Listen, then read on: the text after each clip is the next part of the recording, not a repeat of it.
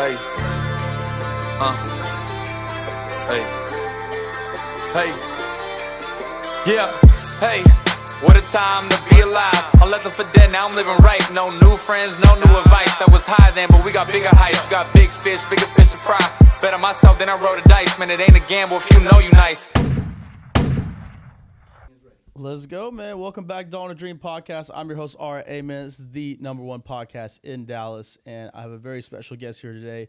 Friend, business partner. We got Tommy in the building, man. Welcome, man. How we doing? It's good to be on your podcast. Appreciate it, man. I know we've been talking about this for a minute, man. Yeah, a few months at least. Yeah. 6+. Yeah. Glad it made it happen. I want to start with your background. Sure. I know you have a lot of interesting stuff to share with us in terms of value in business and real estate and mineral deeds and all that, but I always like to get to know someone's story, man. So sure. Start with like where you were born, background. What was from the dinosaurs. Like? Yeah. Yeah. Well, sure. Yeah, I was born in Nashville, Tennessee, but I'm mostly from Tennessee on paper. I moved to Grapevine, Texas, a suburb of Fort Worth. I was in second grade, middle of the school year. Both of my parents, they worked for American Airlines, so that's why we ended up moving here. Nashville was downsizing while DFW was blowing up at the time. As we know, Nashville today is crushing it, but that wasn't the case when I was in second grade. So, graduated from high school in the Grapevine, Colleyville area. Graduated college in North Texas at UNT. Mm-hmm. Double majored in finance and real estate. Most colleges don't have a real estate bachelor's degree, but North Texas did. I thought it was interesting. So ended up prolonging my college career an extra semester into summer so I could, get that second degree. But I think deep down I just wanted to continue the college lifestyle for another few months. But that aside, incidentally, I went directly into a role that seemed to align with my field of study.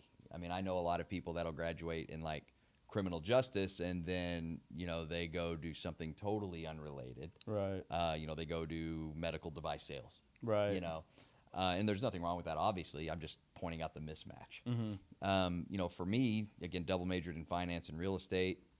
I went into real estate finance. I was in the mortgage space. A company called Nation Star at the time. They rebranded after I left to Mr. Cooper.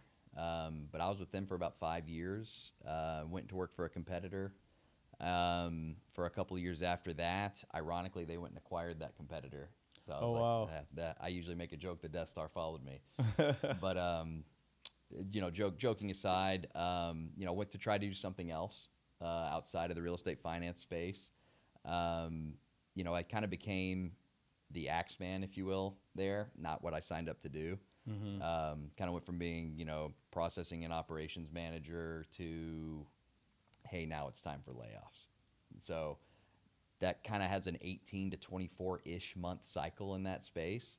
And then once I kind of got typecast as the guy that laid everybody off, I didn't want to do it anymore. I remember you told me about that at one point. Yeah. Then, the time will come that your number gets pulled. And it came with that acquisition of my previous employer acquiring my then current employer, if that makes sense. Yeah. Which is fine. I mean, deep down, I was wanting to do something else anyway for those reasons. Kind of went into business with a friend of mine, very different personality type. He was working on his PhD in physics at the time, so very much the coder, under the hood type of, from an application level guy, and I was more of the, more interpersonal sales type, business development type of role, if you will. So, I don't put too much focus on this. We worked on a couple of different things for some clients. Our flagship customer ended up having a changing of leadership, which was just like, hey, I've invested about 2 years into this. I'm going to let you run with it. I'm going to go do my own thing again. Ended up with a somewhat brief stint in some like post-sales account management. This is like right around the COVID years. Mm-hmm. In the cybersecurity space. That didn't really gel with me either. I did it for a couple of years. It was a skill mismatch and a personality kind of mismatch, right? To put it politely. But during that time, and this will kind of get to where I'm at today, during that time, it might sound fancier than it needs to, but a friend of a friend introduced me to a geophysicist, but regular dude, drinks beer on the weekends. You know, you never know or think he's a scientist. Right. You know what I mean? But that's the reality of it. And, you know, over the years, even during when I was doing like post-sales account work in the cybersecurity space, you know, I was still trying to find what I wanted to do next that was a better fit. You know, over the years, we started having more and more conversations of how do I bring my knowledge from like the real estate and finance space and my network and all that stuff into what you do in the oil and gas and the mineral rights space. Mm-hmm. You know, so ultimately what we landed on was initially we started with 1031 exchange education. I guess most people that are listening won't know what a 1031 exchange is. There's more to it than this, but to put it in layman's terms, if you have a rental property, think like a rental house, to keep it simple. And when the time comes to sell it, you're probably going to make a profit on that sale. Mm-hmm. Most likely. Not necessarily, but you get it. So, you know, the profit on that sale is taxed with a tax called capital gains. Right. Which means whatever the gains are, you're going to be taxed on those gains. That's right. You're essentially, to put that in layman's terms, you're taxed on the profit. Yeah. Uncle Sam's. If you make money, so is Uncle Sam. Yeah, he's at least going to try. Yeah. You know, there are legal ways to not do that, and there are legal ways to defer doing that. Uh-huh. And this is one of those deferring vehicles that's baked into the tax code. It's actually section 1031, which is where 1031 gets its name. It's not very creative. Oh, okay. I mean, that makes sense. Yeah. Yeah. So and then 1035 is the tax code where you can roll over life insurance and keep deferring and keep deferring and keep deferring. That's right. Yeah, and it's relatively similar in the mechanics of it, but yeah. As far as how that applies to mineral rights, it's essentially or actually just in general real estate, if you sell that for a profit, instead of paying the capital gains tax, what section 1031 allows you to do is apply those would-be tax dollars to your next investment property. So most people think it has to be the exact same type of property, like a rental house for a rental house or raw land for raw land. And the reason that misconception is around is because of the way that the tax code is written. It uses a term called like kind. Mm-hmm. So common sense can fail you there. Like kind, you know, applying common sense, I understand how you'd get to that. Okay, if I sell a rental house, I have to get another rental house. That's not necessarily the case. You obviously can do that. But to put it in layman's terms, it's you can exchange deeded real estate for investment purposes for deeded real estate for investment purposes. That's like kind. So you can get a little creative with that and say, well, I'm going to exchange out of a rental house and I'm going to buy a piece of raw land that I really love. Mm-hmm. Cool. Or I'm going to sell a piece of raw land for either you can go backwards into a rental house, or maybe I'm going to apply it to a commercial real estate acquisition. Mm-hmm. Now, where it gets a little interesting for most people is, and it's where I come in, is you can exchange from a rental house into mineral rights because it's deeded real estate by definition. So mineral rights, you actually have a deed at the county clerk's office, just like your house, just like that piece of raw land, or even a Starbucks, even if you're the owner of that, just for an example. So where I come in is I provide the 1031 exchange education of not only what a 1031 is, and we go into a lot more detail and use more technical terms than I just did, but trying to stick to layman's terms for your listeners. After the class, you know, I kind of remind them, because I partner with the people that work for 1031 exchange companies for my events. They're actually called the qualified intermediary. So I'll have the 1031 qualified intermediary present at a lot of my events. That way I can get attendees CE credits or continuing ed credits for their licenses. That's if you're a real estate agent or a broker. Mm-hmm. But anyone is able to attend. But having those CE credits lets me get butts and seats at my events. Yeah. And candidly speaking, the 1031 qualified intermediaries are a great referral source for my business.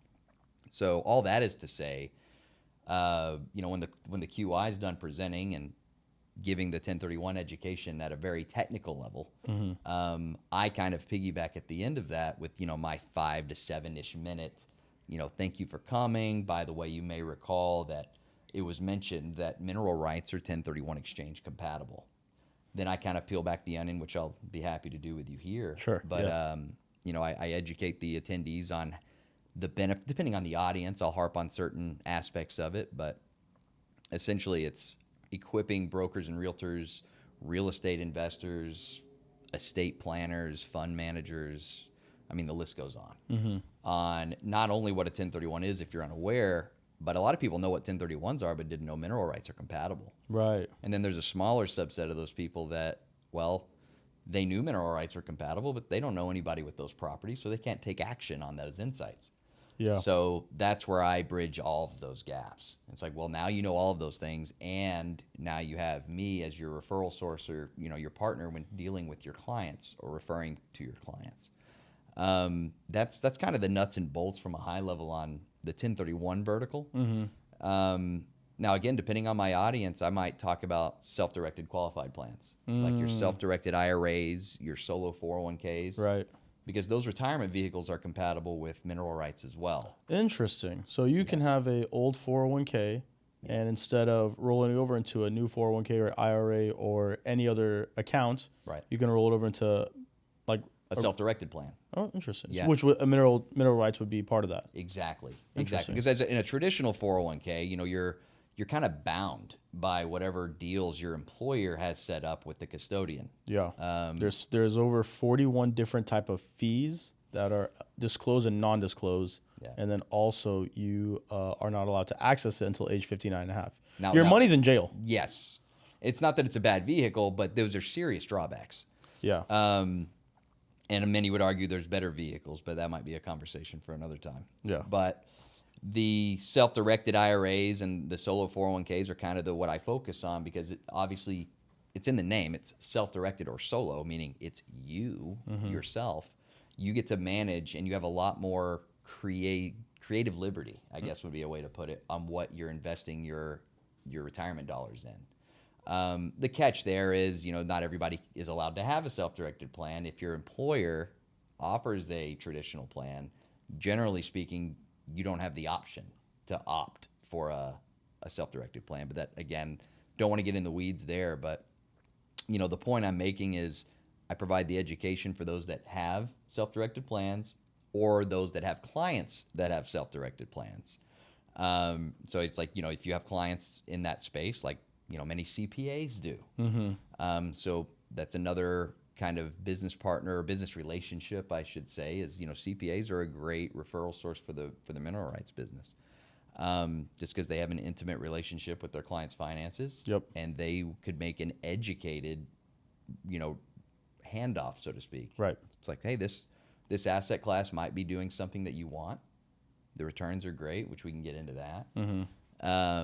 But, you know, obviously nobody can endorse the product. It's more of a, hey, get educated, go talk to Tommy, see what his asset has to offer, and then ultimately it's up to you to pull the trigger if you want to transact. Yeah. Yeah. Man, I love that high level story. It's truly a story. I'm a huge fan of storytelling. I want to go back to when you met the geophysicist. Sure. Because that was where you kind of bridged the gap between your real estate background, your finance background, into what you're doing now. Sure. And it's one relationship can change everything forever. Yeah. And it sounds like that one relationship is why we're sitting here today. You could easily say that, sure. You never know who you're going to meet. When we first started talking about it, it was like, hey, like, I wanted to know more. I wanted to kind of be the sponge in the asset class, so to speak. You were curious at first. Yes. Curious and at the time hungry, right? Not that I'm not hungry now, but you get my point. Sure. Just because I was actively seeking for something different, but I also didn't want to discard my previous knowledge. Like, I don't want to start from ground zero unless I have to. So that's kind of where I saw the opportunity to build upon just my existing knowledge set and my network, just kind of on a different branch that I don't see hardly anyone doing at scale. It's not that there's not other people that do similar things that I do, because there definitely are. But when I'm putting on a networking event, I'm almost always the only one, which has its own appeal. Anytime I bring up mineral rights with people out in different events, I try to bring your name up and they already know. Oh, which is a good thing. That's a great thing. You're the only one that, like you said, it's a niche. But well, yes, good to hear that though. You're unique. But I mean, to tie it back to your question, it's your point is, and I couldn't agree more, it's you never know who you're going to meet at any given day or any given moment. And you might not know that person's going to have any impact until maybe a year later. Yeah. Because that person will then have a conversation that you didn't know about them or something. They get a business opportunity and you're in proximity because you met them through a friend a year ago. Yeah. Now you're looped in. Exactly. Now you're on the rocket ship. Yeah. You know, so to speak. What interested you about what curiosity questions were you asking him at that time, which kind of pulled you in? What was the information that he was sharing with you that you got value in? So I knew he was in the oil and gas space from like an exploration perspective because he has multiple verticals himself, and I'm kind of tied into just one of them, if you will. You know, his primary vertical would be the exploration, or it's called working interest. That's high risk, high reward. That's the wildcatting you probably hear about sometimes on CNBC. Again, that's high risk, high reward, but it's usually a more higher net worth playing field because you run the risk of investing millions or tens of millions of dollars and not finding the resources you're hoping to find.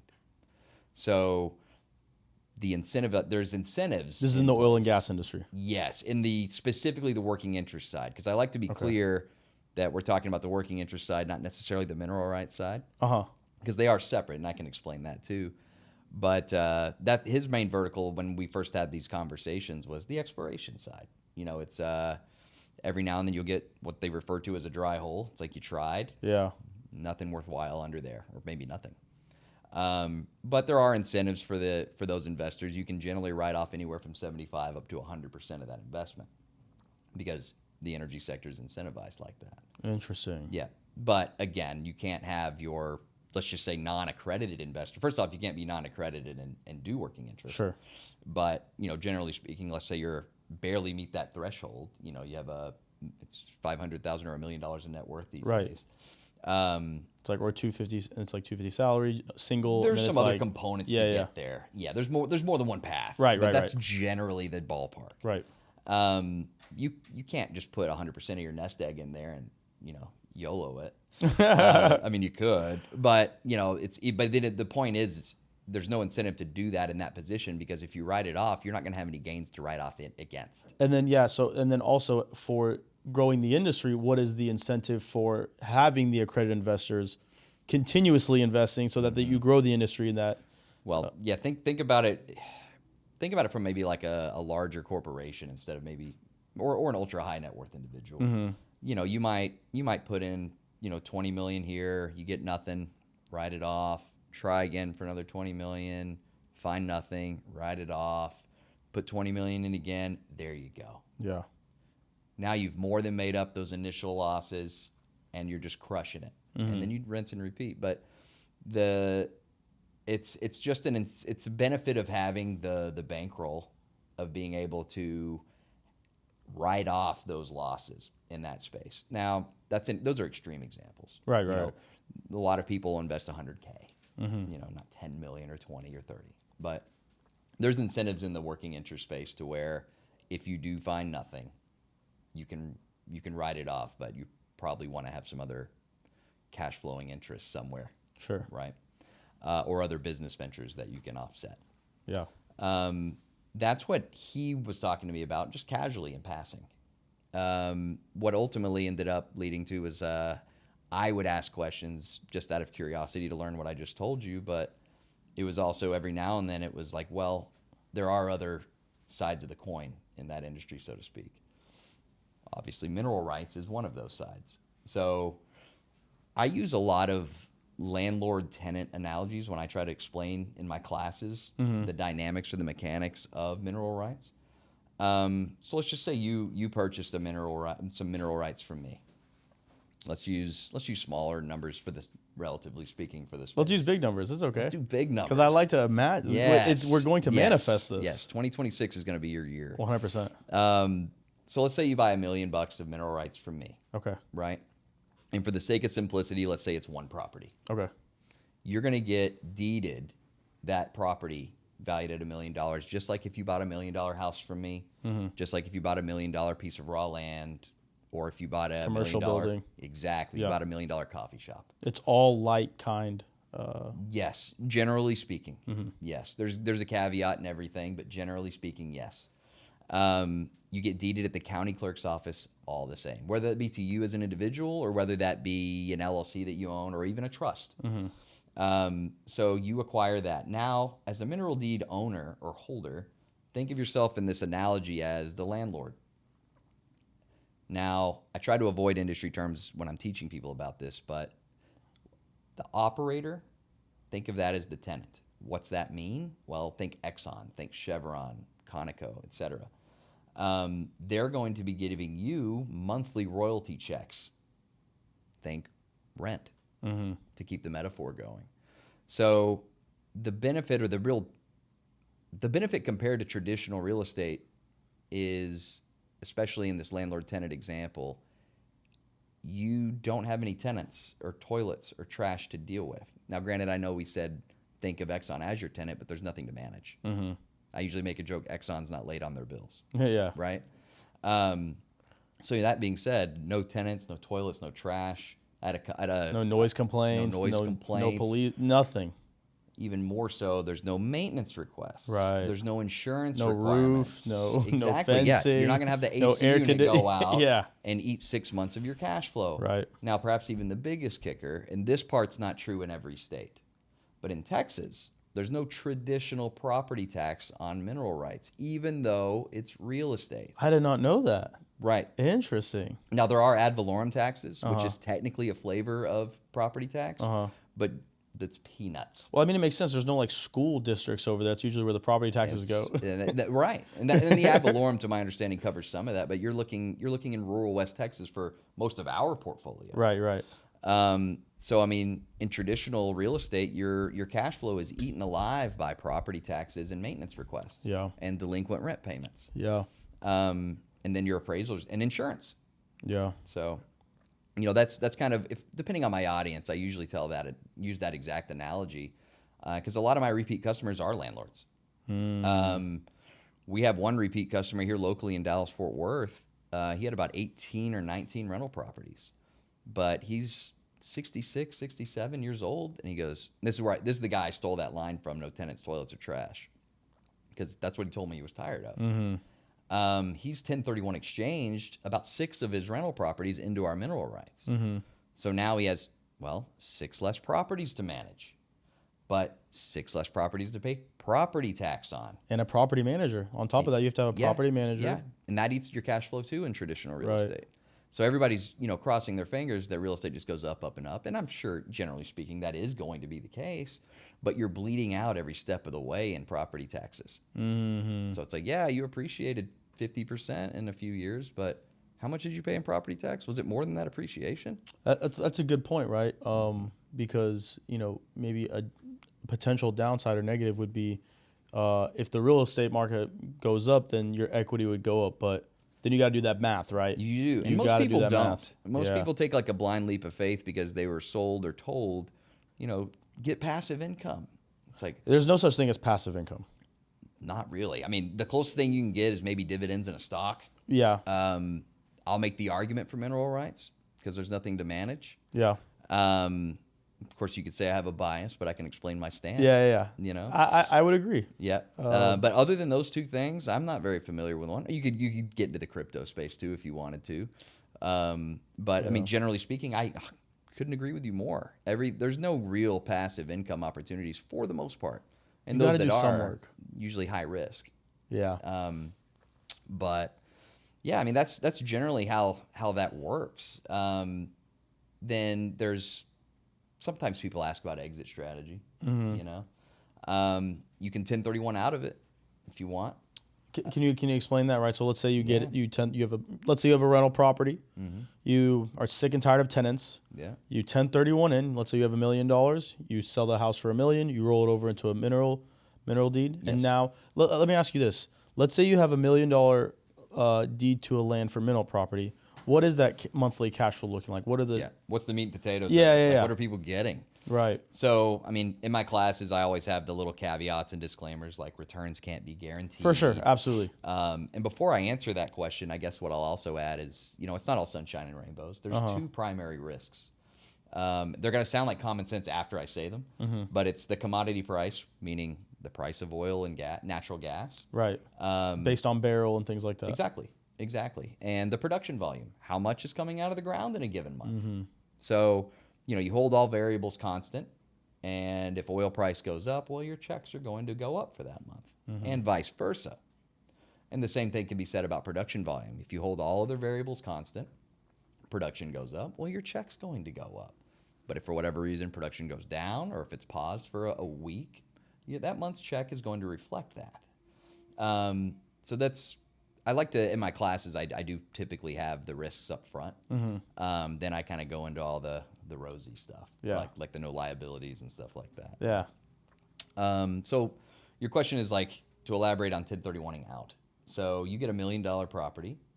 What's the cash flow? Generally speaking, it's 12 to 20% annually on average, but you're paid monthly, like rent, directly from the operator.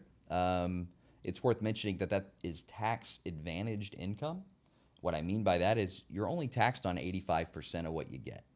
15% of that money is exempt from taxes thanks to what's called the depletion allowance. That's, if you like some light reading, it's section 613 and 613A of the tax code.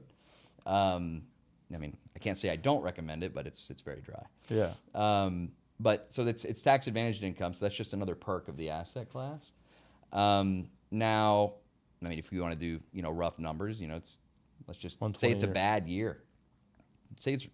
I'd consider 10% a bad year. I consider 12% a bad year in this asset What would be class. like a good year? Upper teens, low 20s. Oh. Yeah. But now, generally speaking, and this might get into the weeds a little bit, but most of the properties that we acquire have newly permitted wells. And what that means is, let's just say Exxon, for example, is the operator on a particular property. Like, hey, we're permitting 10 new wells on this property. Okay, great. That means 10 new wells are imminently going online and will start cash flow. So you want what's referred to as flush production if you can get it. And most of our properties have that. It's just the business model we have. So we acquire properties with newly permitted wells.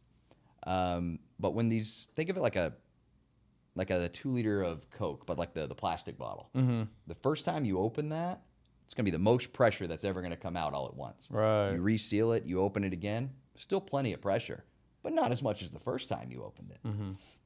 So what the point I'm getting at with that metaphor is, it's like a type curve or a decline curve over time.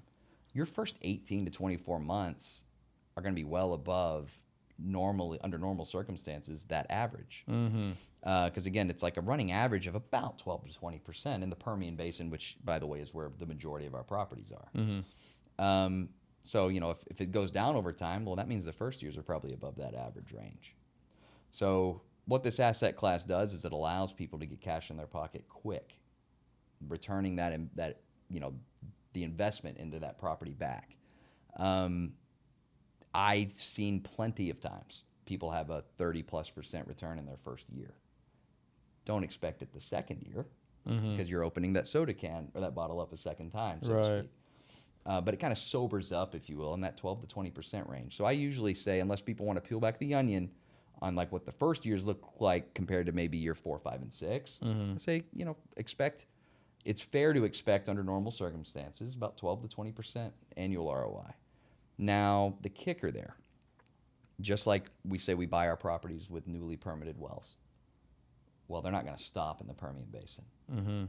6 months later after you buy the property, maybe 3 years later after you buy the property, there's a good chance you're going to get a letter in the mail from your operator. Let's just keep using Exxon. And they're going to say, hey, we're adding more wells to your property. As a mineral deed owner, you never get a cash call. You don't have to pay for those wells. When they go online and they start producing, you do get paid on what they produce. So now you're getting that first open of that Coke bottle all over again while still getting paid for the older wells. That's where people really make their multiples in this asset class, in the Permian Basin. Just because the Permian Basin, by the way, it's the highest producing basin on the planet. It outperforms Saudi Arabia. It outperforms Alaska. name anywhere. In fact, about 40% of the United States' energy comes from the Permian Basin alone. So Texas and part of southeast New Mexico is what that entails. That's why you're seeing so much repeat activity. Mm-hmm. They're just going to keep going after it because it's the best, literally.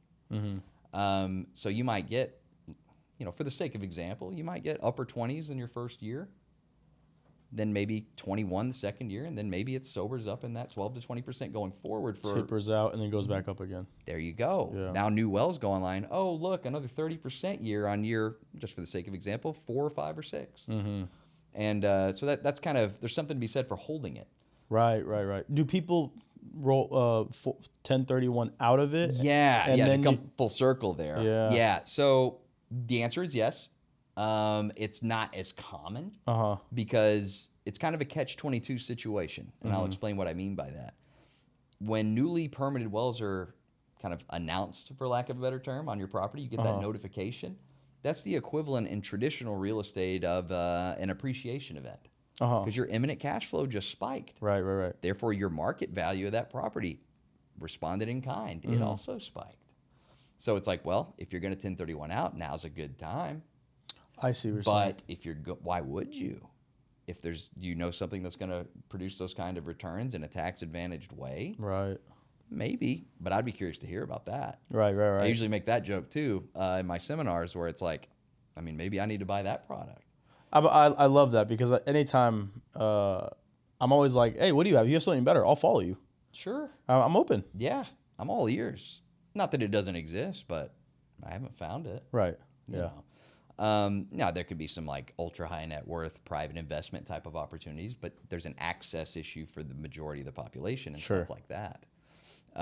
So yeah, generally speaking, it's like, yeah, that'd be the time to do it if you needed to. Mm-hmm. Sometimes there are life events where it would potentially make sense to do so, but generally speaking, it's a catch-22. So let me ask you this. So whenever, let's say, they add more wells, goes up and down, at any point you can take your initial premium that you put in out, or how does that work? Oh, that's a great question. So it's not necessarily, it doesn't function like that because it's not a security. Okay. You're getting paychecks every month. Uh-huh. So you could spend it as you get it, depending on what entity you're holding it with and stuff like that. But let's just say, for the sake of simplicity, you own it in your own name, and it's being directly deposited into your personal bank account. Uh-huh. You can do that. You can spend it as you get it. What I'm saying is, like, let's say you do that, you have passive income going in your own checking account in that example. Mm-hmm. Let's say 3 years down the road, you want to sell it. Sure. What would that value? Let's say you put it at $1 million. Would you be able to sell it for $1 million? The answer is it depends. Uh-huh.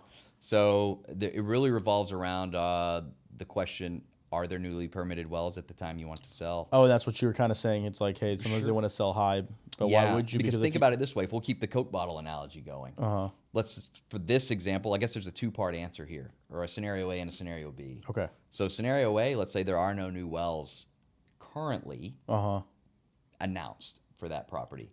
So you've been drinking out of the Coke bottle for, say, 3 years. There's been no formalized announcement of a refill. There's no one's going to pay you what you paid for that full Coke bottle. Right. So the answer there is probably not. Now, you could have some extreme circumstances. If oil itself is $70 when you buy it and it's $200 when you sell it, yeah, you might have some crazy scenario there where you I see. But let's assume the oil price is the same. Then no, you probably would not get what you paid for it in that situation because you drank a lot of the Coke out of the bottle. Got it. Now, at scenario B, they announced new wells. I wouldn't even think of it as a refill. I'd think of it, now you got 2 Coke bottles. Right, because you're already getting paid. Now you're off getting of new pressure over here, but you're still getting the old pressure over here. You're getting both. How whenever you go and purchase this land, how is it that you're able to know that there's going to be wells, or that it's going to be the future of wells, or what is that conversation? Because I'm sure the clients ask this. Oh, it's probably the biggest thing that they focus on. It's a big question. You might be surprised. Sometimes we have to just get ahead of that question because they're not asking. But generally speaking, yeah, they ask that. That's actually where, I'll bring him up again, the geophysicist comes in. Okay. He looks at 3D seismic data, like underground data, all day. That's what he does. whether it be for the mineral rights space or for his working interest business. He has the network in Midland, Texas, which is where the Permian is, and it's where it's where the players play, for lack of a better phrasing, out there. It's a lot of for sale by owner transactions out there. It's traded amongst high net worth individuals and family offices that own it as well. That's very common.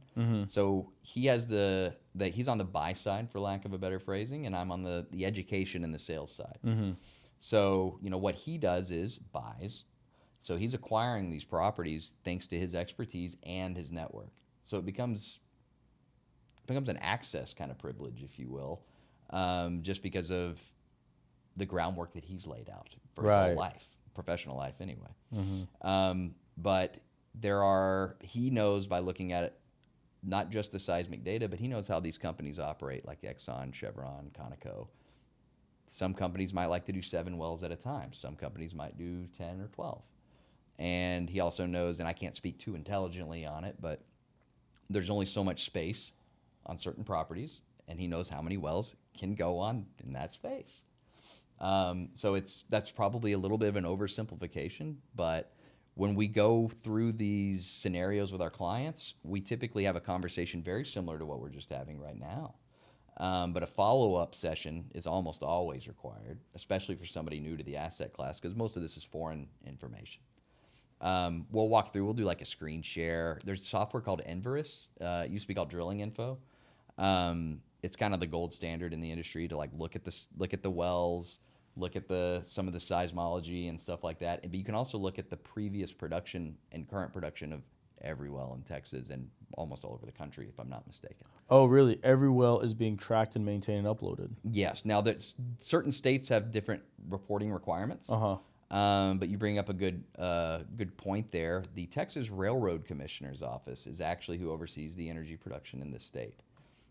So there's actually a publicly facing official Texas government website for the Railroad Commission where anybody can look up any well.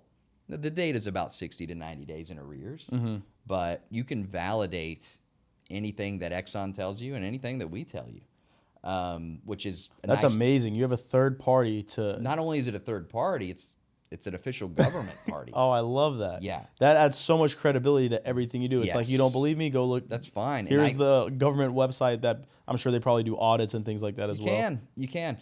Granted, it's one of those things where it's like people like that it exists. Should people do their due diligence? Always. Right. But the reality is there is a degree of comfort for those that choose not to, I guess. Yeah. It's like, well, I don't think you're going to defy the state of Texas when reporting about your oil production. Right.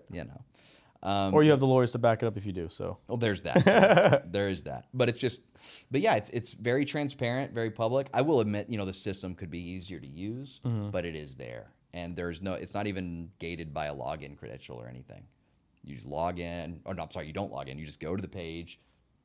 You have access learn to navigate the system a little bit, but you can look up any well in the state of Texas.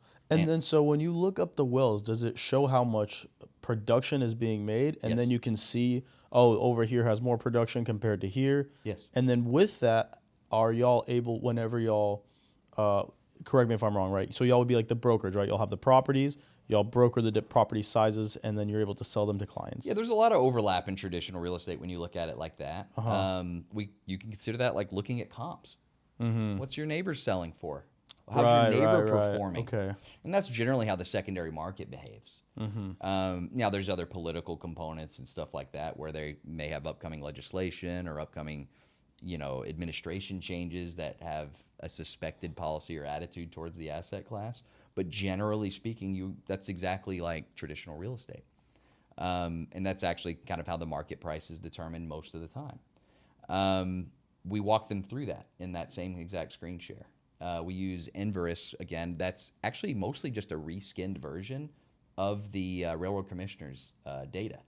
It takes for your technical guys, takes like an API call from the Texas Railroad Commissioner's site, reskins it into more of a graphically pleasing manner. But it also helps us with, generating runouts and printouts that are easy to digest. It's like I said earlier, it's pretty much the gold standard. Everybody uses that software in the space. Guess I sound like I'm plugging Enverus right now, but that's just the way it is. Yeah. But yeah, that's typically how that process goes for people that want to peel back the onion, so to speak. We're going to show you we're going to do a technical deep dive on usually a Zoom, and it's like here's why we bought the property, here's how we're projecting the numbers for cash flow for the next 10 to 20 plus years. It shows not only why we bought it, why it's a good deal, but what we also do is we shave about 20 to 25% off of our projections. Under deliver or under promise, over deliver. That's right. 100%. That's right. It gives us not only that aspect of it, but it also gives us the wiggle room, because you recall the risks we talked about. Sure. Well, if oil goes down 15%, that's okay. We're still within the margins that we promised. You're still above the projection that you're mentally at. Yeah. Now the reality is, if I said like, hey, like at scale, I can't say people are going to make a lot higher than 12 to 20, but the reality is your first year you probably are under general circumstances. But if I tell people, hey, I had a client get 33% in their first year, then now that's the expectation. Well, yes, and then maybe they get 29, absolutely crushed it, but they're not happy. You're the bad guy. Yeah, you're like, cool, 29, not 33. Yeah. I'm like, oh my god. Yeah. But that gets back to the emotional side of sales and general real estate. Yeah. If you don't have the perception of a good deal, even if it's a fantastic one, right? Because you need to walk away with that warm fuzzy feeling that you Exactly. want. You get it, and it's just like any real estate business, for the most part, your relationships are everything, and your reputation is everything. Yeah. So you want to underpromise and overdeliver when possible. That way you get the repeat business, which is also a little caveat to that point. That's another beautiful part about this asset class. If you get the flush production, well, if you're getting, if you're a year and a half in or 2 years in and you've already got half of your money back, you might want to redeploy it in that same asset class, and you know who to go to. Absolutely. It's like you put in that $1 million we talked about. Maybe 2 years from now, you'd be like, hey, I want to put this $450,000 I've gotten back and re-roll it, so to speak. You have any other properties that are performing similarly? Yes. And that's the thing. It's like usually when you're doing business for someone the first time, they might not reveal how much they can put in. Absolutely. And they'll say, you know what, I'll put $1 million in just now, but you don't know they have 150 million that they're just testing. That's right. So then they say, because I mean in our business it's the exact same thing, right? So they put in the $1 million, let's see how it performs. Yeah. Okay, let's put the rest in now, because Yes. and that That's just very makes sense. common, and it's that like does dating. make sense. There you go. You're not gonna put all your eggs. You're not gonna commit to everything. You're not going to bend upfront. the knee on a Bumble date. Right. Not after at least you build the relationship and see what the returns are, right? Right. No, you're exactly right. And a lot of my referral partners treat it the same way, and rightfully so. They'll put their foot in the water. It's like they might do something even smaller, a couple $100,000, before they put it to their referral networks, because, and I share this sentiment with them, it's they want to put their money where their mouth is. Absolutely. I don't want to refer you something, generally speaking, that I don't personally have some form of skin in the game. Yeah. And actually, that's so important, man. Yeah, that's so important. And I probably should have brought that up earlier. Is during my initial conversations with my friend, the geophysicist, it's I acquired a property myself, and that's when I had those well above the 20% returns my first year. I'm like, is this normal? Yeah. And he goes, it's a little above average, but we've got, depending on the price action of oil, you can blow that out of the water sometimes, but that's not normal. So yeah, generally speaking, I'm in alignment with a lot of my referral partners, because I didn't even get into this game until I was already getting checks, royalty checks. Yeah. That's I appreciate that about you, because and just anyone I do business with, it's like, there's a saying, it's like, don't trust a bartender that doesn't drink. There you go. And so yeah, or there's a few of those, like, don't trust a skinny chef. Yeah. That's a good one. Don't trust a dentist missing one of his 2 front teeth. Right. Yeah. That's funny. Yeah. So when it comes to like projections with like Exxon, Chevron, the companies, how do you know? I'm sure y'all have relationships with them. Sure. So how do you, based on your relationship and history with them, how do you predict where they can increase wells, decrease wells? Is there that's the secret sauce? So we don't have a crystal ball. That's an internal business decision for those companies. Sure. And candidly speaking, most of the people that we would be talking to wouldn't be privy to that information anyway. But if they did know it, they would not be they would not be allowed to divulge that information. Insider trading, basically. Insider trading. If it's not, it's an equivalent term. Yeah. You know? Interesting. Yeah. Otherwise, people would be timing it that way, you know? So that's the reality of it is you might buy a property and it might be 6 months. You might get lucky. You know, they might be like, hey, 6 months after you bought it, you're getting more wells. Nice. That wasn't baked into the price that you bought it for less than a year ago. Right. But, you know, it could be 3.5 years. It could be 4 years. You know, it's just up to the Exxon, Chevrons, or whoever your operator is. I wonder if the people that do make those decisions buy the deeds. Well, I don't know. that might be an interesting conversation. Yeah. Or, you know, maybe one of their loved ones. Who knows? Right. But, yeah. I'm sure somebody's keeping an eye on that, but yeah, I don't know. it's, you know, we don't know their names or anything like that. Yeah. So, what are some questions or topics that people usually don't discuss when they're going forward with this, and you know, that they don't know about or they're not aware of? Yeah, and this is something that kind of has some overlap to your question. It's kind of one foot in the door. There is something to be said for when you buy these properties that have newly permitted wells. Mm-hmm. There is a period of time where those wells need to be completed. So depending on where they are in the process when you buy the property, it might be 1, 3, 5 months until you get that first check. Oh, okay, so from Just because you have a permitted well doesn't mean your well is active yet. They're working on it. So that's something that we really drive home to manage expectations. Because you don't want a bad customer experience where it's just like maybe you told them, maybe you didn't put enough emphasis on that fact. Sure. They might be 2 months in and be like, hey, I never got my checks. It's like, no, they're still working on the permitted wells. They're not completed. So that's a point that I really drive home. It's like, hey, they're expecting this to be done. Let's just say you bought a property from me today. Today's July 15th. It's like, hey, these wells are expected to be done in October. Okay. So there might be a month or two of lag time after that too. So let's shoot for the end of the year to get your first monthly check in that example. Now it might be like, hey, wells are expected to go online in 3 weeks. Okay. It just varies property to property and when in the timeline you buy the property, right? If that makes any sense to you. Yeah. Are they, so they're not drilling until the property is sold, right? No. Okay. No, because keep in mind when you're buying it, somebody else already owns it. Interesting. They're full steam ahead. They don't care who owns it. So they're just drilling and going, and whoever owns the mineral deed. So at that point, it might be the brokerage. So the brokerage. You could think of it that way. I guess, yeah, just for lack of better terms. Yeah. The brokerage owns it, so the brokerage is receiving that passive income, that rent. They would if they held on to it at the time of production. Yes. And then let's say someone purchases that property, then Going that just forward, then they're just being checks. redirected. That's it. Interesting. That's it. It's usually not a brokerage though, just to be clear. It's it's usually individual investors or family offices. Okay. Every now and then the Exxons or the Chevrons of the world own the mineral rights, but they're usually not in that game. Well, how come? Well, they're not in the real estate game because they would have to develop entire new teams and departments to manage local relationships at all of these small town counties. No disrespect to the counties themselves; they're just small, relatively speaking.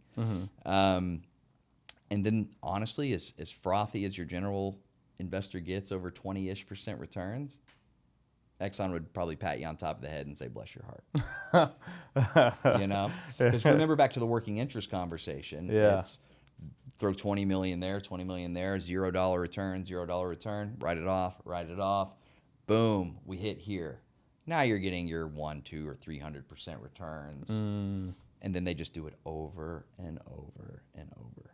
There's no real incentivization for them to create a bunch of overhead to get a fraction of the profits they're already getting. Hire a bunch of people, create the procedures, work instruction. Now you got to go and figure out all the different whole new accounts payable. Yeah. Each state has different rules. Now you got to manage that. Now you got a compliance team. Oh, it's going to turn. Yeah. Now you got to pay all your CPAs now. And it's going to get. Yeah, I can see how fast. you got to get lawyers. Yeah, it's going to explode. Yeah, it's just not worth the efforts for them, which gives the opportunity that we're talking about here. Otherwise, if they just take it all. Who is your competitors? Depends on who I'm talking to. And what I mean by that is, let's say someone is doing a 1031 exchange. And technically, you could argue, I'm competing with every single replacement property out there. That's a good point. You could argue that. Yeah. But you also remind me of another point I usually make. It's in this asset class, I can deed down to the penny. You can't do that in traditional real estate. What do I mean by that? If you wanted $101,005 of mineral rights, but I have $1 million mineral property, I can deed you $101,010 of it and keep mine. You can't cut the house into pieces. Right. I can deed you the doors. Yeah. So what that does in a 1031 exchange is you have $1 million exchange. They might have a replacement property for $760,000. Now they have $240,000 exposed to capital gains. Right. Hey, do you have another property you're going to find for $240,000? Probably not. Not one you want. Not one you're going to want to bleed out property taxes on while you hope it appreciates over time. Yeah. So this is getting back to your question at this point. You can go through me, get a mineral deed, get a producing mineral property. It's going to cash flow instead of you losing a third of that ish in property or capital gains tax. There is something called the Delaware Statutory Trust that is 1031 exchange compatible. It's kind of the exception to the rule where it doesn't have to be an investment property for a 1031 exchange. I don't want to get into the weeds on it, but technically speaking, generally speaking, those are significantly lower returns. You're looking at like 3 or 4 or 5%. If you're getting 6 or 7 or 8% on a DST today, you're crushing it. Well, keep in mind, I said 10 or 12% is a really bad year. Right. You also combine... And the S&P historically is 8%. There you go. So it's, yeah. Yeah. Then, but some people find solace in the stability of it being a security. But then the other kicker there... Because they like that it's liquid, but this is liquid technically as well. Let's get to liquidity. That's not even... We didn't even talk about that part. There we go. And you're bringing up a good point that an advantage that I have over the DSTs are they have anywhere from 3 to 5 or more year of a lock-in period where you're not allowed to touch it. Oh, really? Some will let you touch it for steep penalties that make it not make sense. Right. Some don't even let you do that. So, but as far as liquidity goes, technically real estate's illiquid, technically. But there is a secondary market for mineral rights. I may have a bias when I say let me help you. Right. But, there is a secondary market. There's the U.S. Mineral Exchange and some others. I mean, there's no MLS, there's no CoStar. Yeah. But there are exchanges out there from a secondary market perspective. So if you do want to have an exit plan, there are many avenues. Me being one of them, U.S. Mineral Exchange being another, amongst others.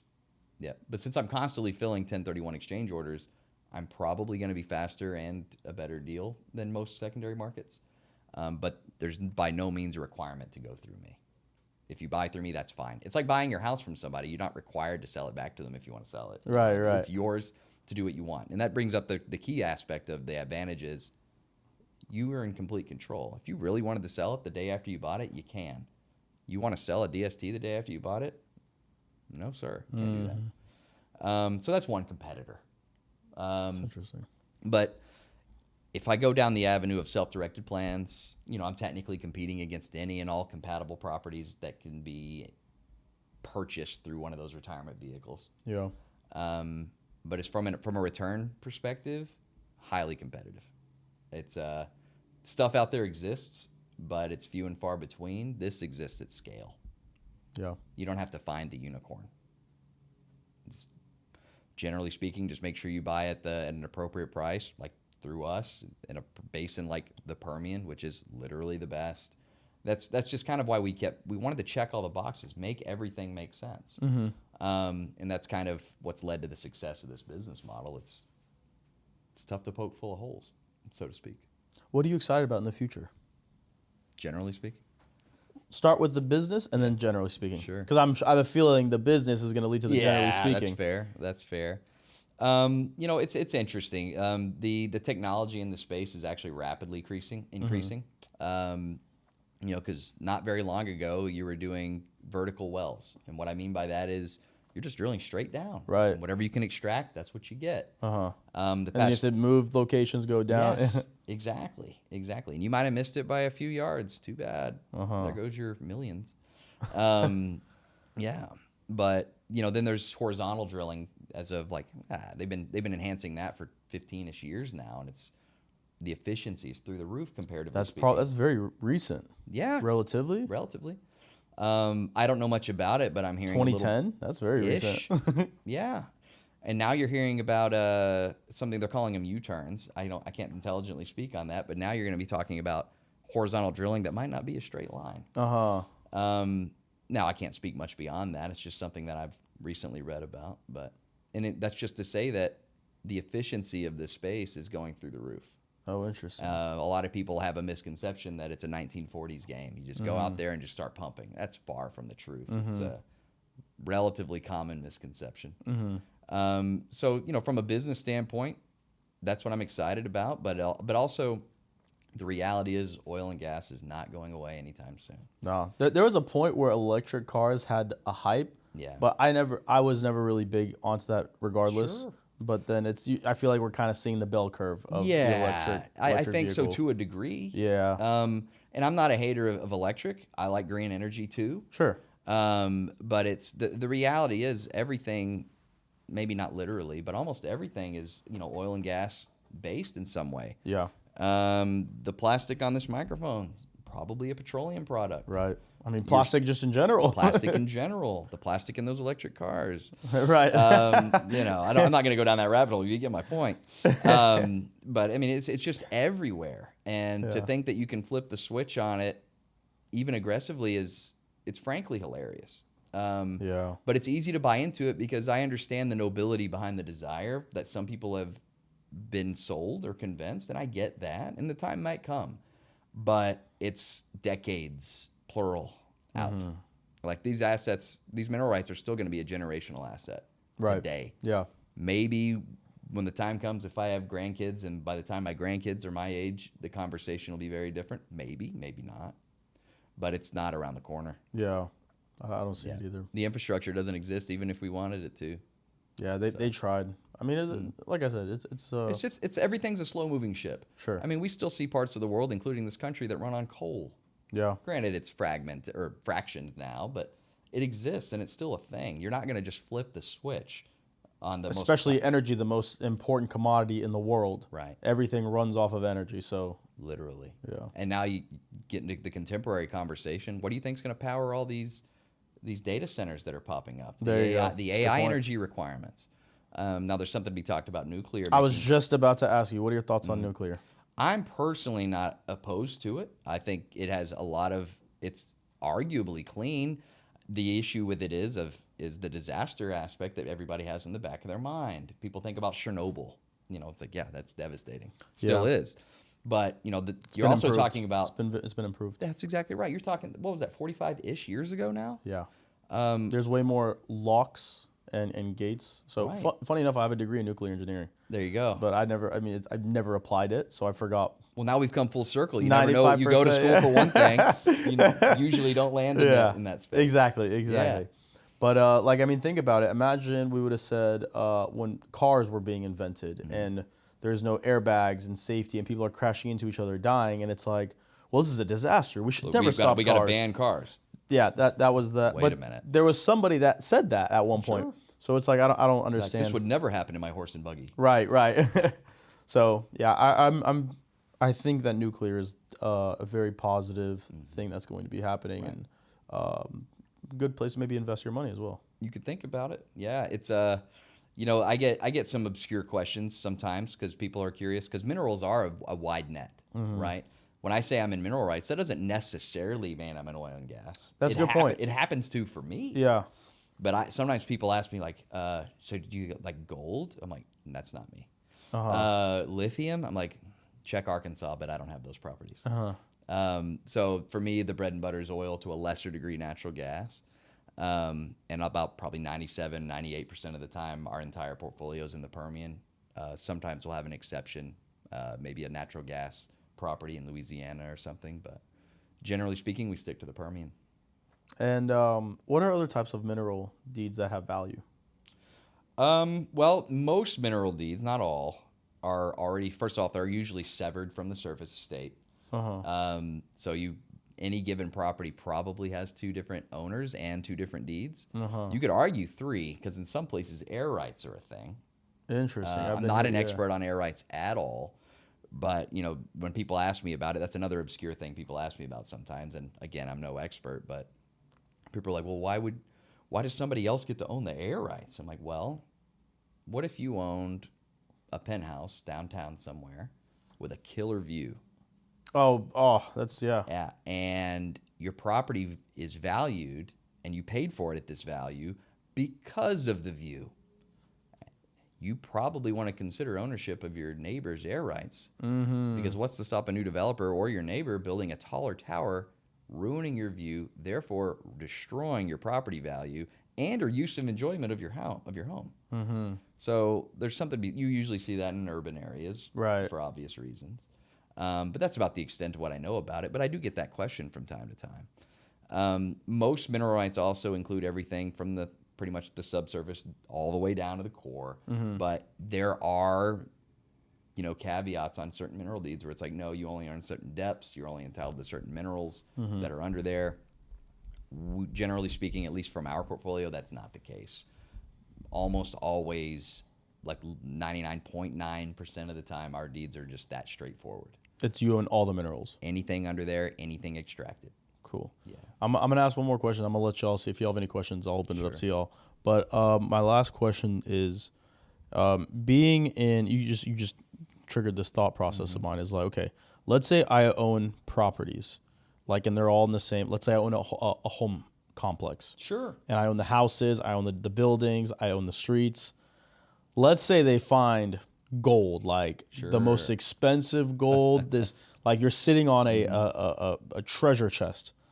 What happens in that situation? So we're also assuming it's right underneath your properties. Yeah. And we're assuming you don't own those rights. Right. Yeah. So how does that work? What is the mineral stipulations? estate is the dominant estate. Interesting. Yeah. Think of it as like an easement in traditional real estate. Let's say you own, and I'll address your question specifically, but conceptually, let's say you own a giant farm, but there's a little piece in the middle of your property that's somebody else's home. They have to have an easement. They have to have the right to access their property. So there's going to be a driveway on your property because they have to have a means to get to theirs. Think of it the same way. You can't prevent me from accessing what is mine. Why would you have the right to do that? That's not fair. So now usually people play nice in the sandbox and they're not going to start digging in your front yard. Technically speaking, in a very extreme circumstance, I guess they could. You don't really see that in practice. I can't really speak to the excavation of gold, but let's just say it's oil. Sure, let's say that, yeah. Yeah. Usually, like I mentioned earlier, you play nice in the sandbox. We're gonna put a rig maybe on the corner of your property, out of your way, but you can't tell us we can't because it's ours and we have a right to get to it. Who's they and who's ours? Like, who owns all the mineral deeds? Well, there's a wide array of people that own the mineral deeds. So a lot of family offices own a bunch of them for investment purposes. Some of it's just, for lack of a better phrasing, old money, inheritance passed down over and over and over. Some of it's, you don't really see. So every property has the actual the above level, and someone owns it. It might be the service owner. In some cases, it might be the state. In some cases, so the Permian Basin is actually two separate basins for the most, generally speaking. You have the Midland side, which is the east side. So you have the Midland Basin, and on the west side you have the Delaware Basin. They collectively make the Permian. The Delaware Basin actually has a lot of state-owned mineral rights. A lot are owned by the University of Texas, which is one of the many reasons it's a powerful university in the first place. Interesting. Yeah. And then some of it's Indian tribal lands own it. So those are other big players. A lot of states own a lot of the mineral rights. Texas is kind of a mixed bag from that perspective. A lot of private ownership on the Midland side of the basin, and still private ownership on the Delaware. Just a lot of the state owns a lot of it, and Indian tribal lands have it as well. But as far as saying who owns the mineral rights, it's a laundry list. Interesting. Yeah, that's very interesting. Do y'all have any questions? Anything that's on y'all's mind? So with like real estate, the agents get sometimes like 5 to 6% per sale. In traditional real estate? Yeah, in traditional. Yeah. With minerals, is it percentage based as well, or is it? So it's interesting. So the question is, just so I can put it on the mic, is in traditional real estate, the agents get a percentage. Yeah. How does that work in the mineral Sure, world? sure. So generally speaking, let me preface this. The state of Texas is one of a handful of states that, even though it's deeded real estate, you don't have to have your realtor's or broker's license to transact in it. That's not, I don't want to say it's not normal, but it's not the most common setup. There's a handful of other states that are like that. I am licensed, but technically in Texas, you don't have to be. So as far as that's concerned, at least in Texas, the way we transact is a for sale by owner transaction. So, like I said earlier, the geophysicists in our the acquisition team, to be more specific, they acquire the properties with cash. So at any given time, we have anywhere from $4 to about $10 million in the portfolio to satisfy 1031 exchanges as they come up. One thing we didn't talk about from a 1031 perspective is there's strict timelines on when you're able to identify properties. Oh, that's right. That's important. Yeah. So in a 1031, you have 45 days to identify your replacement property or properties, because you can identify multiple. And if you go beyond that 45 days, too bad. Capital gains kicks in. You're getting it. Now, the caveat there is if FEMA declares a natural disaster in your zip code, you might get an extension there. The only other exception to that's been COVID itself, right? So, the reason I bring that up is we're constantly filling orders for people that are like, hey, I'm on day 43. I either haven't identified properties or I'm my back's against the wall. Well, my back's against the wall because I haven't identified. Right. Or I have identified properties, but I don't have a high degree of confidence that I can close on it in that 180-day requirement. So there's two timelines you have to adhere to: 45 days to identify and 180 days to close on those identified properties. And a rookie mistake people make is they think the 180 days starts at the end of the 45. Both of those clocks start at the same time. Wow. Yeah. Don't mess it up. And you have to close on the 180 Or less. or less, right? Okay. Yeah. So that's the reason we keep that kind of portfolio, because we have to be ready to have our clients identify a property. I beg people in my seminars and my classes, do not come to me on day 45 on purpose. Because if day 45 is Christmas, it's Christmas. If it's a Sunday, it's Sunday. And if no one's there to take your paperwork for your identification, IRS does not care. So that's to tie that into the traditional real estate piece. It's, since ours are for sale by owner transactions, when we're working with like brokers and agents, we'll carve out, a couple of points for them. How other people do their for sale by owner transactions obviously is at their discretion. Yeah. Yeah. You got a question? I know you solved this problem with apartments, well, not apartments, but houses, right? With the rent. I really want to invest into property. So what's roughly like the net mineral on how many acres you can own? How many acres you can own investing in property with minerals in them? Yes, net mineral. I'm not, if I'm understanding the question, it's, how many acres are you allowed to own? Yes. What was the minimum? Is that you asked? Yes. Oh, like the minimum transaction amount? I got you. If you want to repeat the question. Okay, yeah. So what is the What is the minimum capital I need to get a property with mineral? Yeah. Mineral So rights? technically, there is no minimum. You do not have to be an accredited investor to buy mineral rights. Again, because it's deeded real estate. Just like you don't have to be an accredited investor to buy a $3 million house or a piece of land. Since this is real estate, technically speaking, you don't have to be an accredited investor. However, there is something to be said about splitting up large properties too small. If I had a $10 million mineral property and somebody wanted to invest $60,000, probably not technically possible. But you have to keep in mind that I have relationships to maintain with the Exxons and the Chevrons and Conocos of the world, to where when I'm filing these deed transfers with them, they're like, okay, here's another, comparatively, 60 grand's a lot of money for almost everybody. But for this magnitude, it's not. So all that is to say is there's technically no minimum, but our average transaction size is $250,000 to maybe $600,000-700,000 on average. But from a 1031 perspective, you might have $1 million exchange with $910,000 as the replacement property, and they have $90,000 that they need to place. We can usually provide solutions for that. Yep. That's interesting. Yep. But technically, just to recap, no minimum per se, but that doesn't mean we can go Yeah, very yeah, low. yeah. So that's a good point you just made. So let's say you just sold a property for $1 million. You roll over into a property that's 900,000. You can take the other 100,000 and put into a mineral. There you go. So you can split it up. Interesting. Yes, and that's actually where I provide most of my value in the residential and commercial brokerage space. Technically, I'm a advisor VP at EXP Commercial, but I'm there, in the capacity of mineral rights expertise and solving 1031 complexities. Yeah. If that makes sense. That's nice. Yeah. So, they might have in the residential side, I never try to talk people out of their replacement property. It just doesn't feel right. Right. And usually people like to stick to what they know. So it's like, that's fine. I'm not going to talk you out of it. I'm not here to twist anybody's arm. But my question becomes, what are you doing with that leftover money? It's called the boot money. So again, just to use the same example, if you had $1 million property and 910 were spoken for, great. I hope you get what you want out of that. What are you doing with the remaining boot? Because I can help you there. Because you probably don't want to light about a third of it on fire in capital gains. Yeah. Unless you have to. You might have a need. Yeah. But generally speaking, people just don't know their options. That's the biggest thing, man. A lot of people just don't know their options because a lot of, like you kind of mentioned, a lot of people are maybe using a 401k or they're using the DST.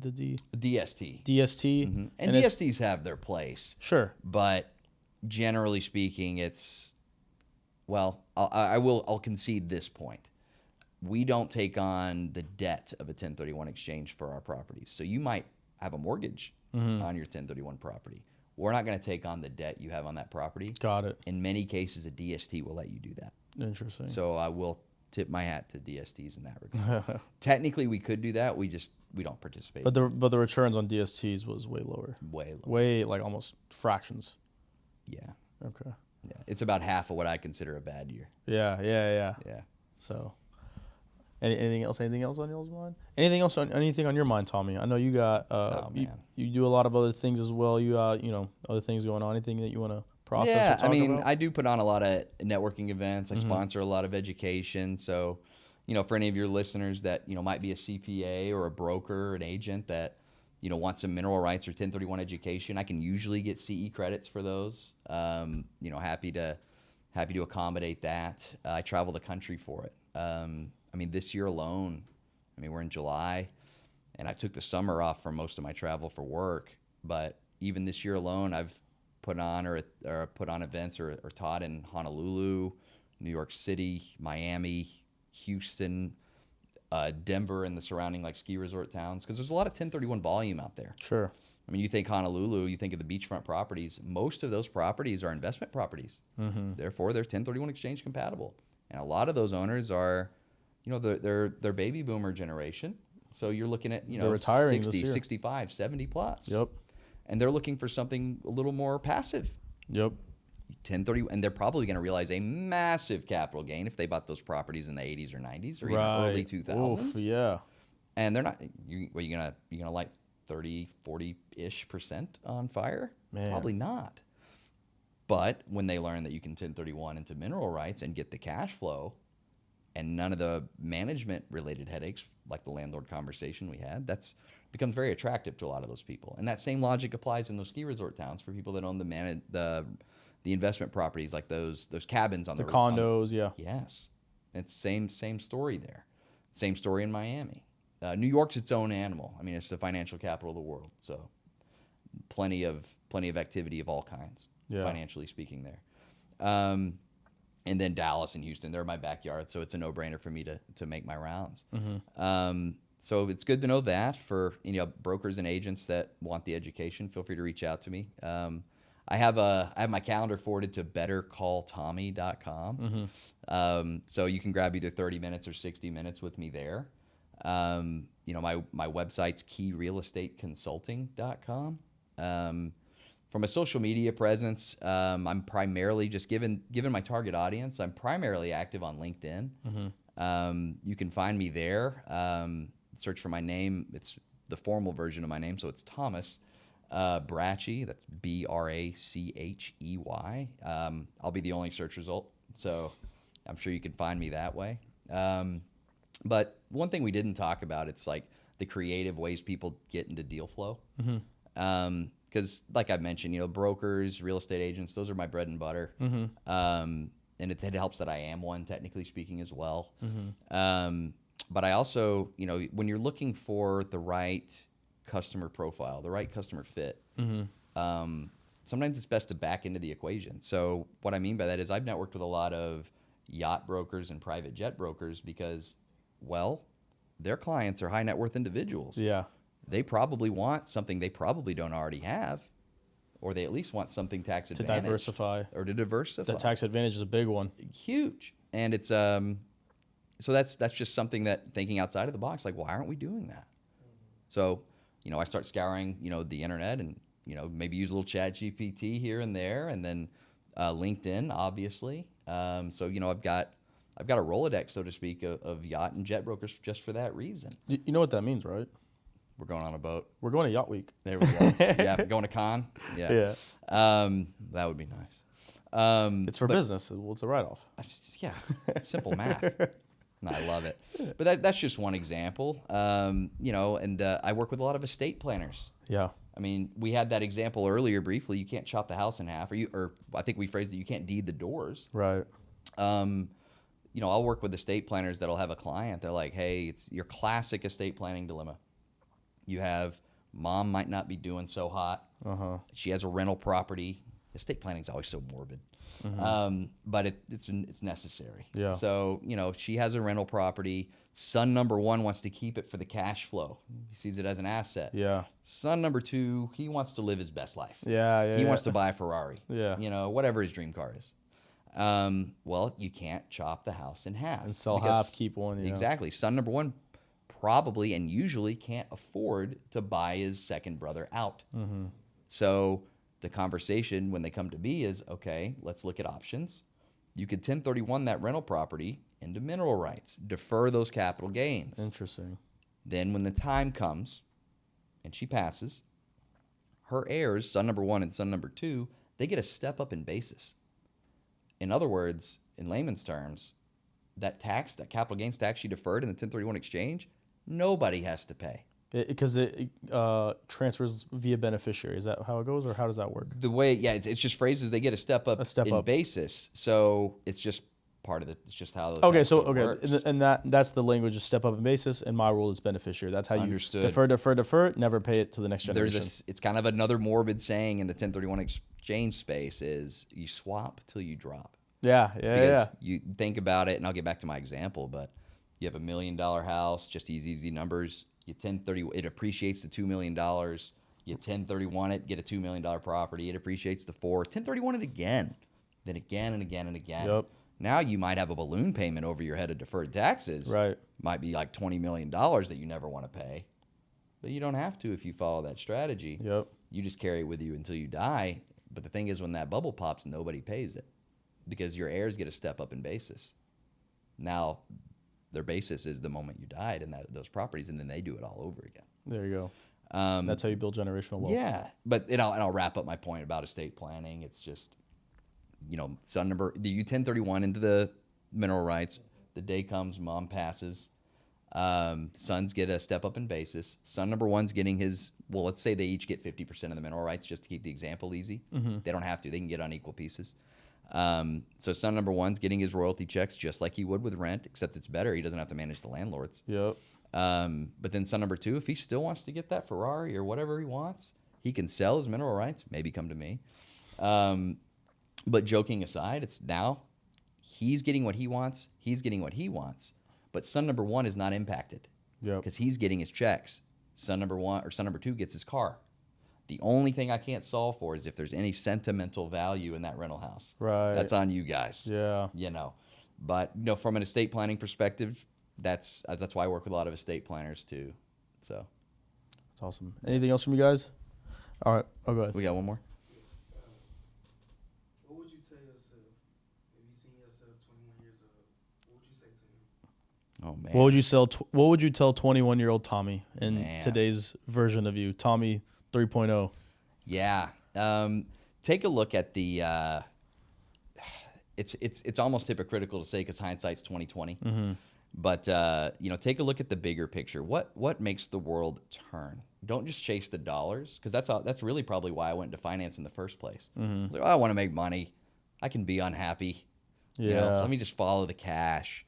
And there's not necessarily anything wrong with that, but it comes with a lot of issues. So what I would say is not the generic do what you love, because I think that's also a fallacy to many degrees. I agree. Yeah.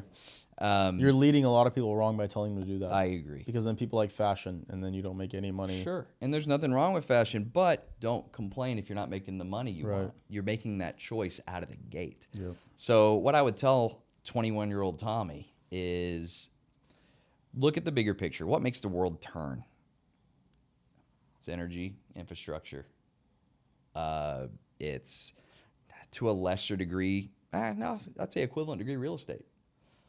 I happen to maybe got that right, but I didn't go into the real estate ownership game. I went into the real estate finance game. So I'd probably pivot And that's from another.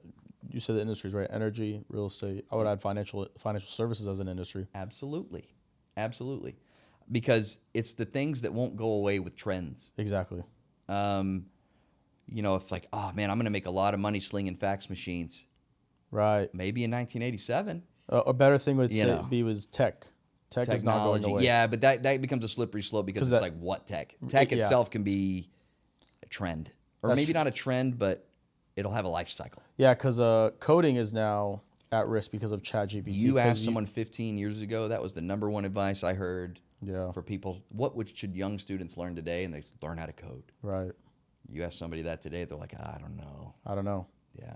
I interviewed a guy who codes using no code, which is there's so many different ways to code without coding now. Yeah. So it's Now you're prompting dying your industry. code. Yeah, there you go. You're prompting in borderline plain English. Yeah. Please Actually, make I me say a plain website. English. You can use Spanish. No, You know what I mean? you can even misspell the words and Yes. it knows, because I use Yes. ChatGPT and I don't even. Sometimes I'll go and fix the errors and I'm like, wait on. The computer Right. knows that I can Yeah. not speak proper English and it'll still give me know exactly what I asked for. That happened to me today. I made a typo in what I was saying, but I had already hit enter. I'm like, oh man, it gave me what I wanted. They gave you exactly. Yeah, that's fine. But that's what I would say. It's like focus on things that are almost timeless, because then you won't have to worry about that aspect of your life going sideways later. Maybe let's just say I'm wrong and the oil and gas industry's gone in 35 years instead of 70 or 150.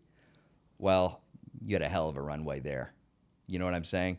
Whereas if you go through and like the fax machine example, it's just the easiest technology to pick on these days.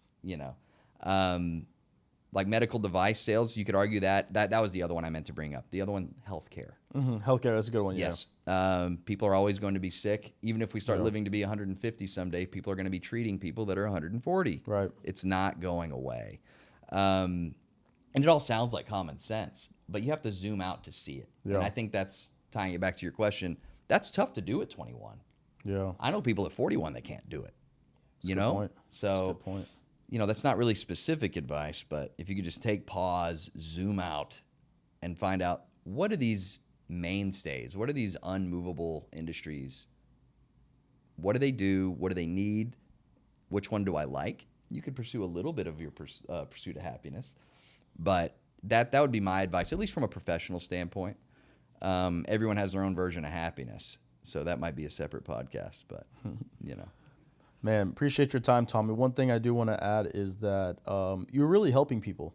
Sure. Like you sit with people, you help them minimize taxes legally, help them create passive income, help them get out of situations where they're struggling with a tenant or headaches. I'm sure you deal with people that all your clients that have headaches of, we've all heard the nightmare stories of people that get into investing in real estate and things like that. So I think what you do is really, really having a positive impact in the world. You're helping people. And then on top of that, by creating value and helping people, you make income. So it's a win-win-win situation. Yes, it really is. And as corny as that sounds, it does feel good to know that the product that you're selling performs. Right. Because I talk to a lot of sales guys, usually outside of real estate, but they almost have a sense of guilt when they're going through their pitches because they know their product only does 80% of what they promise. Yeah. Or less. Right. or they know that there's a higher risk than what's being conveyed. It's not ethical. It doesn't feel good. It's not ethical. But, some people are stuck in a job. So there's a little give and take there. But that just makes me all the more grateful to, again, tie it back to one of your earlier points. You never know who you're going to meet. Yeah. I'm grateful I, met and befriended, the geophysicist on our acquisition team. I've known him almost 10 years now. It's like a domino effect. You push one, you might knock two over. Yeah. You might go two different directions in a positive way. Yeah. So it goes to show that, these networking events, and I guess I'll get one more thing in there. I put on the networking, industry agnostic networking events. Sure. Locally in Dallas. It's called Dallas Meetup. Oh, yeah. Do you have the next one you could promote? Yeah, it's I saw a August post, 7th. I thought. Okay. Yeah, August 7th. It'll be at Hero, which is attached to the American Airlines Center where the Dallas Mavericks play and the Dallas Stars play. The past few, we've gotten between 1,000 and 1,200 people to attend each of Wow, them. that's good. Yeah, it's industry agnostic though, but I'd say about a third of it's real estate or real estate adjacent people. Another third are probably finance and finance adjacent, and then the other third's a pretty eclectic mix. It's pretty cool. No one gets a microphone. No one gets to hold you hostage. We do have themes on the events, so we call them featured networkers. The August 7th event is consumer packaged goods, so I'm a little selfless sometimes when it comes to the themes. I can't say me. I should say that group is run by Carson Gibbons, but I help him out a lot with it. But when we put on those events, we have a rotating, because we want to attract it. We want to paint a broad brush, because what that allows me to do, generally speaking, is be the guy that knows a guy. Right, so to speak. The connector. Yes. We have one slated. This might be a leak. We'll see if I get in trouble for this. But November 6th is the targeted date for the next one, because we put them on quarterly. And we're targeting, at the moment, at the time of this recording, we're targeting commercial real estate as the featured networker or the theme for that. And you can check that out at dallasmeetup.com. Perfect, man. And last thing I want to say is how we met.